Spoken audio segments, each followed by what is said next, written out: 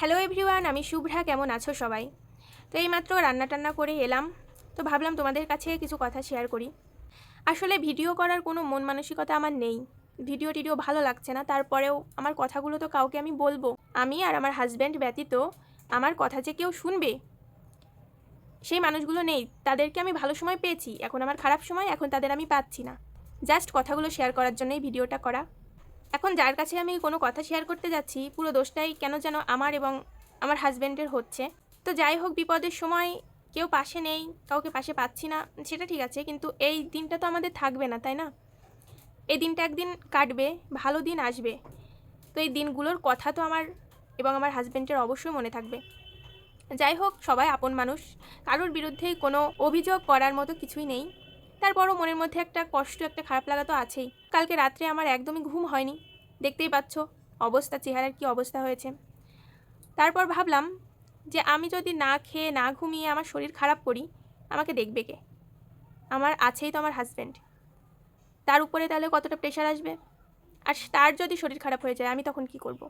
সময়টা অনেক কঠিন, তবে আস্তে আস্তে মনে হয় সব কিছু ঠিক হয়ে যাবে। তোমরা আমার পাশে থেকো। কথা বলার জন্য কাউকে দরকার, জানো তো, সব কিছু শেয়ার করার জন্য কাউকে দরকার।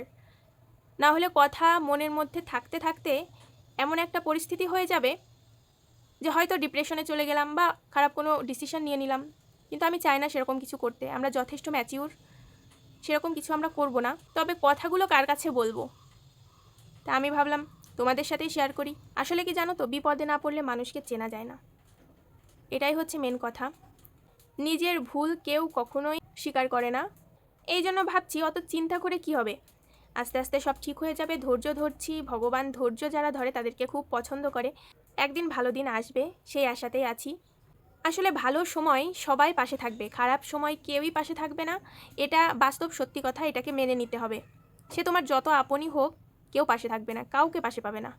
সেটা আমরা এই বিপদে না পড়লে বুঝতে পারতাম না। যাই হোক, বিপদের সময় মানুষকে চিনলাম, বিপদ তো আর সারা জীবন আমাদের থাকবে না, একদিন না একদিন ভালো দিন আসবে। তবে এই দিনগুলোর কথা অবশ্যই মনে রাখবো, আর সেটাই উচিত, মনে রাখাটা উচিত। তো সবাই অনেক অনেক ভালো থেকো, সুস্থ থেকো, আমাদের জন্য একটু প্রে করো, আর আমার পাশেই থেকো। দেখা হবে অন্য কোনো ভিডিওতে। বাই।